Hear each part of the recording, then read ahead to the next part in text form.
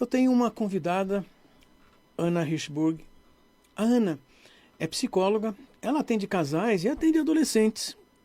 E ela vai nos contar algumas coisas, porque o tema que ela vai trazer hoje, já conto. Ana, obrigado por estar aqui com a gente. Obrigada Boa a noite. você, Olha, obrigada pelo convite. é ótimo estar com você aqui. Muito obrigada. Mas você vai falar sobre apagão sexual. Já começa contando o que você chama de apagão sexual. Então, Ah, vamos falar assim, para falar de apagão sexual, tem algo muito curioso. hum, Hoje em dia a gente vê as pessoas falando muito de sexo nas redes sociais, no cotidiano, a publicidade mostra, não é? E aí nós temos um grande paradoxo. Por quê? Segundo pesquisas recentes, que eu vou explicar um pouco mais, né, do que se trata, as pessoas, e principalmente a geração Z, diminuiu muito a frequência sexual, né, o número de relações sexuais em relação às gerações anteriores. Baby boomers, geração X, millennials, né? Nós temos a geração Z. tá. Diminuiu a quantidade de atividades sexuais, então, numa faixa etária. Que faixa etária nós estamos Então, falando? nós estamos Explica para quem está falando- ouvindo isso. Nós estamos falando de pessoas nascidas entre 1995 e 2010. Ou seja, pessoas que hoje têm mais ou menos de 15 a 30 anos. Olha, Aham. são jovens adultos. Sim, ou seja, nós temos também os adolescentes. Sim, Né? isso. E temos até os jovens adultos. E essa pesquisa, então, né, aproveitando, vamos falar de como se chegou a essa conclusão, não é? Essa pesquisa, na verdade, o resultado dessa pesquisa, ele saiu em 2017, tá? Pensando agora, a pandemia foi 2020, né? Uma psicóloga social americana chamada Jean, né? É Jean, então não sei se é Jean, Jean que se pronuncia, Jean.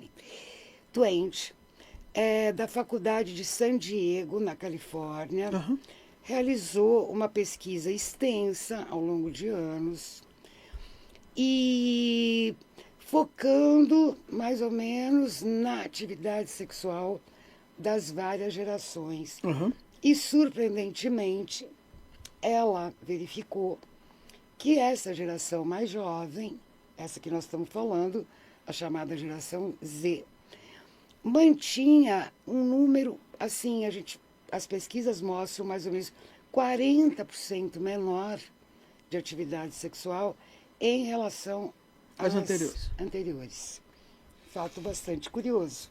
E aí, E aí surgiu o termo apagão sexual, que foi incorporado pela mídia, né? Tá. E que, se a gente se aprofundar, né, Oswaldo, que é o que eu pretendo aqui, a gente vai ver que de banal ele não tem nada, né?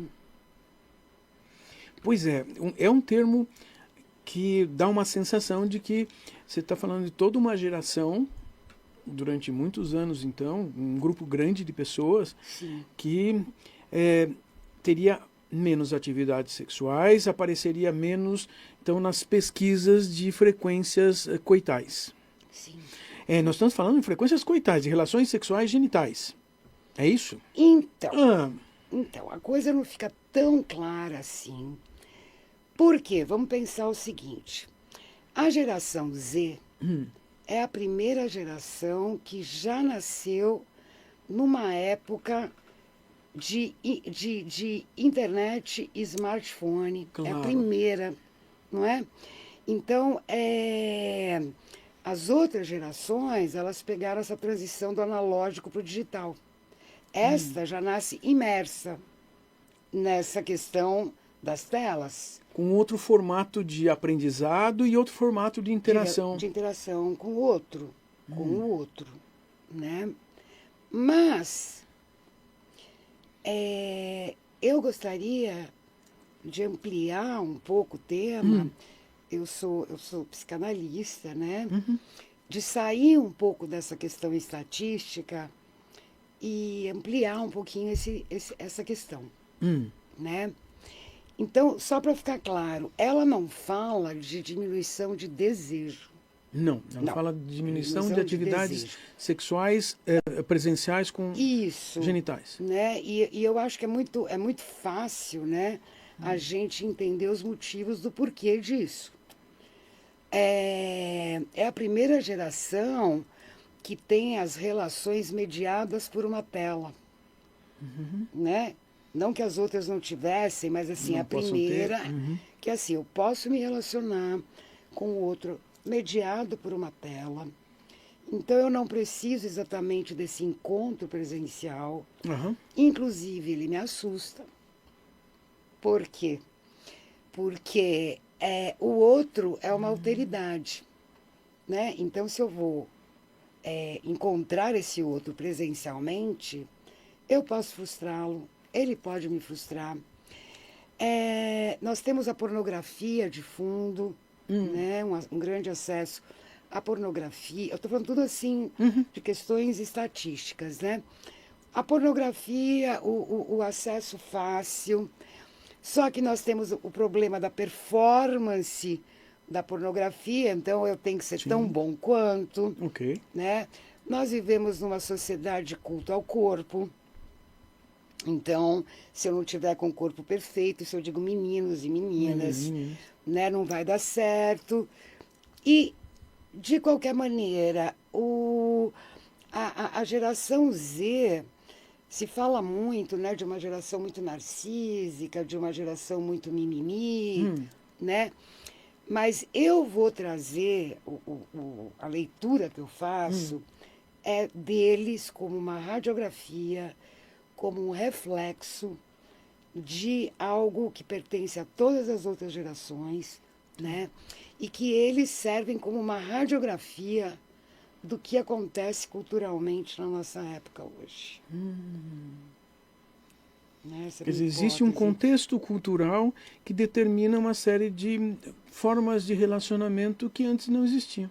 Você foi clara em dizer e falar da tecnologia, de como nós podemos e passamos a nos relacionar, a conhecer, a conversar com as pessoas através de mecanismos da internet, dos celulares, os smartphones, Os os aplicativos de aplicativos. relacionamento, É, né? Você conhecer é muito, né? O mais comum, você conhecer alguém por aplicativo de relacionamento. Então, na verdade, você está se relacionando com a sua fantasia, de alguma maneira. olha só, quer dizer, eu não estou me relacionando com uma pessoa de verdade, porque ela não está ali. Mas Aham. é uma fantasia, porque eu só acesso algumas partes dessa pessoa. Algo que essa pessoa me informa. Né? Então, assim, o sexo passa a ser algo bastante assustador. Aí o sexo você está falando Agora eu tô falando de relação num sexual. encontro físico, Sim. aí nós estamos ali frente a uma série de sensações físicas que atingem as pessoas, quer dizer, são sensações táteis, visuais, auditivas, olfativas, gustativas, por que não dizer? Mas assim, caramba, a gente não estava esperando isso, porque quando nós estamos na frente da tela, o que a gente tem sim, nós temos um visual, tem um auditivo sim, mas não tem a outra pessoa. Exato. Nem a dimensão da outra pessoa na nossa frente. Exato. Então, assim, Freud já falava, né, que, na verdade, o desejo ele está muito relacionado a uma fantasia, a uma questão narcísica, né? Agora, nessa época onde realmente, de repente, você se deparar com esse outro em carne e osso, ainda mais se a gente pensar em pandemia, você... Que aí a gente teve alguns anos ali que foram dramáticos para as pessoas se encontrarem fisicamente. Sim, agora você imagina adolescente de 12, 13, 15, né? Com a sexualidade brotando e eles tendo que sublimar essa sexualidade, não é? Porque não podia haver um encontro real com o outro, não é? Não podia sair na rua e tal. Então, eles se acostumaram com essa sublimação, né, com essa renúncia pulsional, vamos dizer assim. Uma renúncia do encontrar outra pessoa fisicamente e nem se acostumar a esse encontro. Né? Eles precisaram fazer isso. Sim, mesmo aqueles que já estavam acostumados a um encontro físico com outras pessoas, muitas pessoas tiveram grandes dificuldades durante a pandemia de se aproximar ou de voltar a se aproximar depois. Mas então você está contando de pessoas, hoje adultos, por exemplo, que há 10 anos ainda não tinham nem começado a uma aproximação física, mas já sabiam como conversar. Perfeitamente, Oswaldo, pelo isso. telefone. Né? Então o outro virou algo, a alteridade, né? Assim, esse outro é um outro. Ele não está ali para servir a minha fantasia. E aí fica estranho, porque nós não sabemos como reagir. Nós não sabemos como reagir emocionalmente, fisicamente, com atos, comportamentos, movimentos e nem de pensamento, porque, puxa, mas quando eu estou conversando com outra pessoa ali, num aplicativo de comunicação, de mensagens, eu escrevo algumas coisas, mando uns emoticons ou coisas assim e... Estamos na completude. Tá tudo feito. E a gente tá, ufa, tranquilo. Quer dizer, na frente de outra pessoa a gente não sabe o que fazer. Exato. Né? Então de fato, a primeira geração que nasceu imersa nisso, né? E agregando a questão, então, que eu acho bem séria, da moçadinha que pegou a pandemia, né? Quando essa sexualidade estava despertando. Então, adolescentes, na fase realmente de adolescência, que teriam oportunidades ou possibilidades de estabelecer namoros, né? Contatos físicos, e aí já não pôde naquele momento, naqueles anos. Você está me contando uma coisa também, eu quero trazer isso, porque me deixou uma coisa. As gerações anteriores, você está contando que a maior parte das gerações anteriores, e nós estamos falando de nós também, a gente olha e diz assim, eita, o que é isso? Que estranho, que forma diferente. Acho que muitos simplesmente olham para isso e dizem, não concordo, isso está errado, porque é diferente. Então, Freud explica. Então, para a psicanálise, né, o encontro com o outro sempre foi uma coisa extremamente difícil. Né? Esse outro que representa algo que não sou eu, ou seja, que não está ali para me servir, para servir justamente a minha fantasia de que ele vai me completar. Isso, segundo Freud, desde a época da pedra lascada até o smartphone. Né? E ele diz também que a tecnologia, o desenvolvimento, ele não fala o termo tecnologia, mas todo o avanço, né, de uma tentativa de aproximar as pessoas, o trem, o telefone, né? Houve essa possibilidade das pessoas poderem estarem mais perto através dessas tecnologias, né? Elas servem aparentemente para que essa proximidade aumente. Mas, como ele mesmo diz, tudo que apresenta uma solução, ao mesmo tempo, apresenta um problema. Então, a dificuldade desse encontro com o outro, eu e o outro, sempre existiu. Né?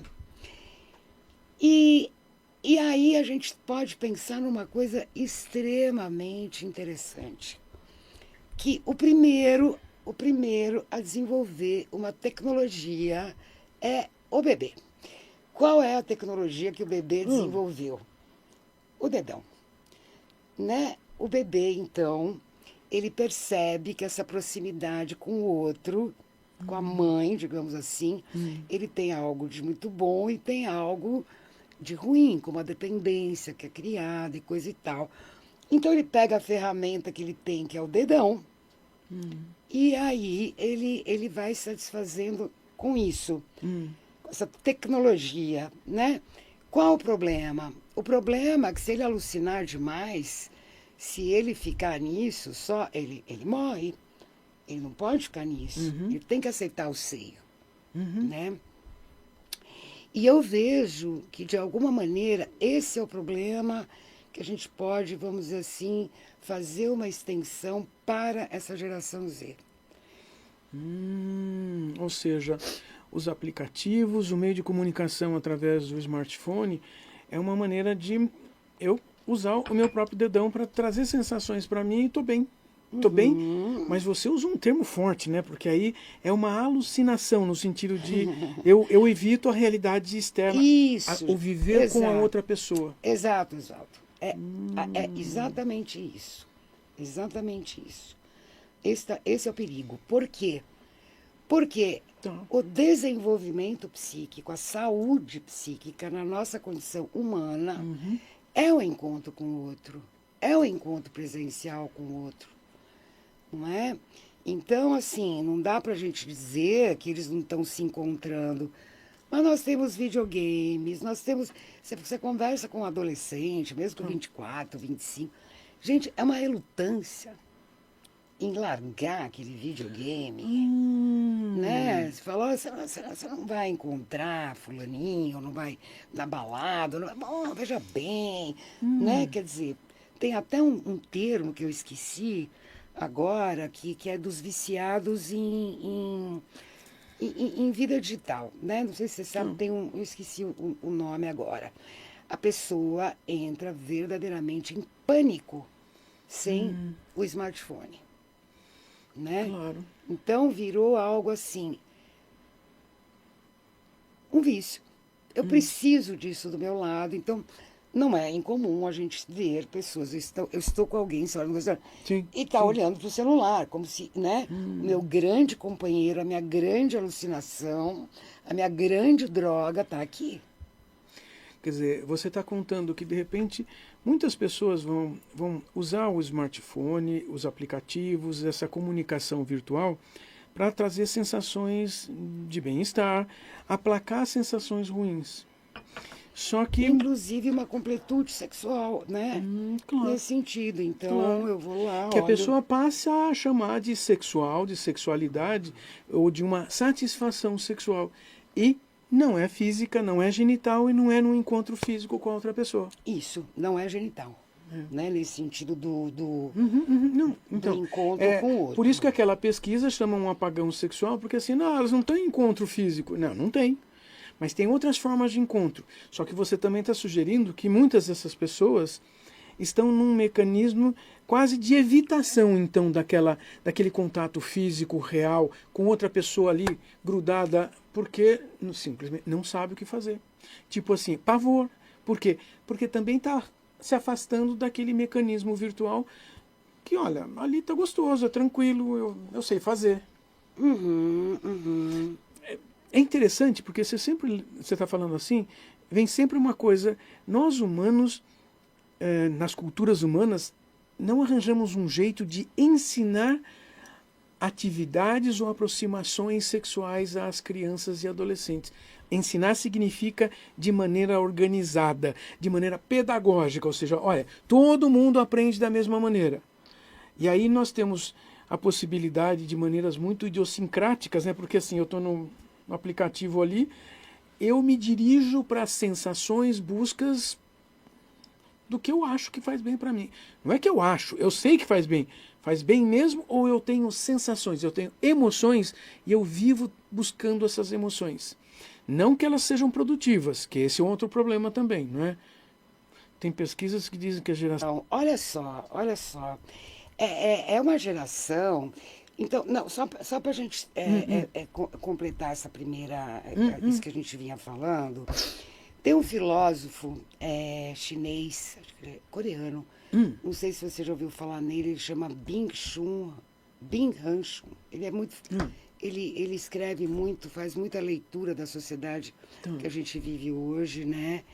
E ele fala no apagamento do Eros, né? Que é muito interessante. Ele chama de agonia do Eros, né? Mas pautando né? E eu também, assim, eu acho que talvez a pergunta seja não só a questão sexual, mas assim, como estamos vivendo hoje os encontros, né? Os encontros presenciais, né? Entende? Quer dizer, porque antes da questão sexual você tem que ter vontade de ter um encontro com o outro, né? E isso diminuiu muito esse desejo. Não só na geração Z. Essa questão de ficar viciado em tela, a gente sabe que não é só da geração Z. Não. E da pornografia também não é só da geração Z.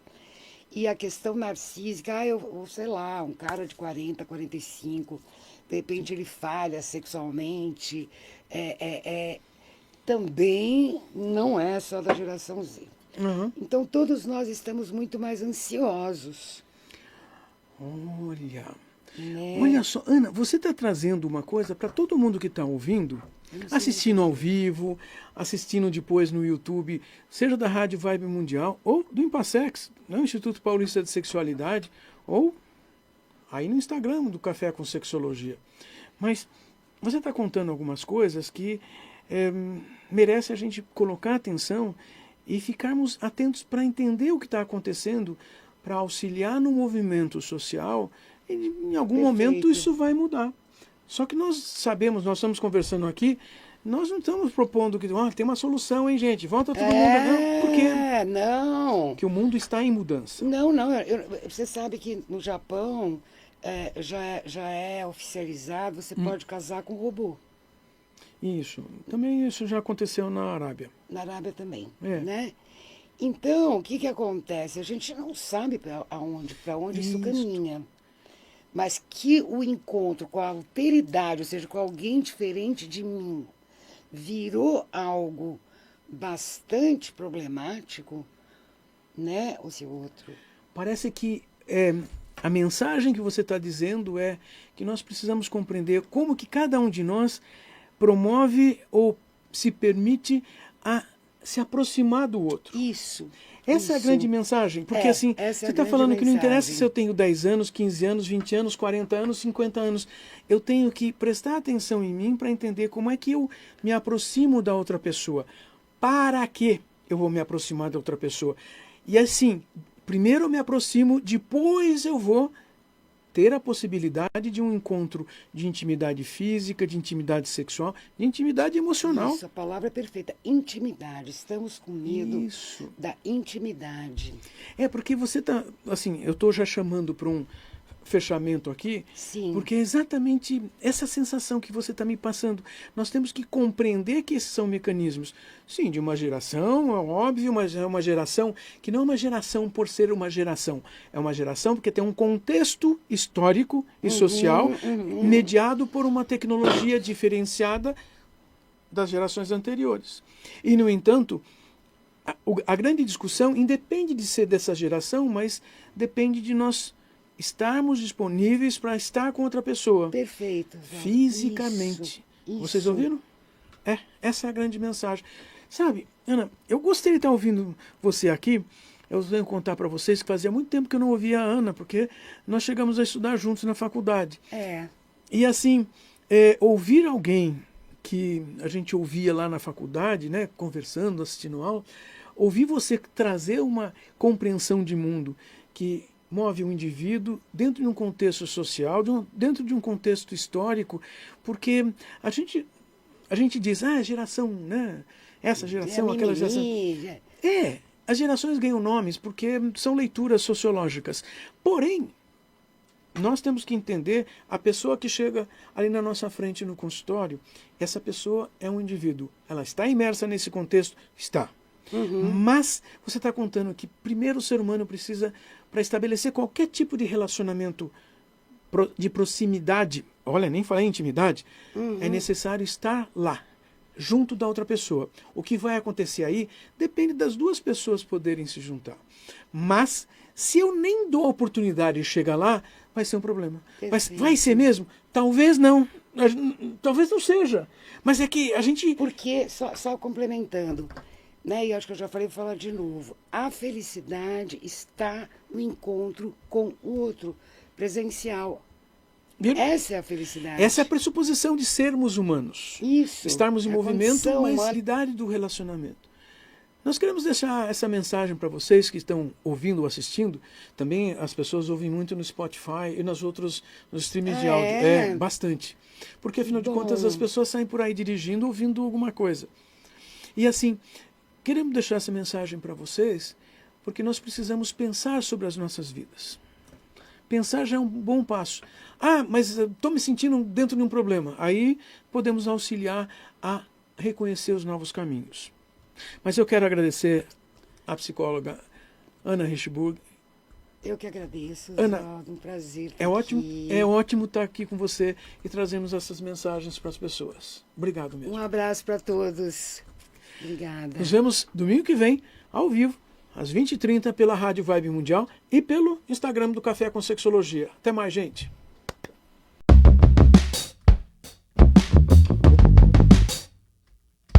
Você ouviu o programa Café com Sexologia com o psicólogo e sexólogo Oswaldo Rodrigues.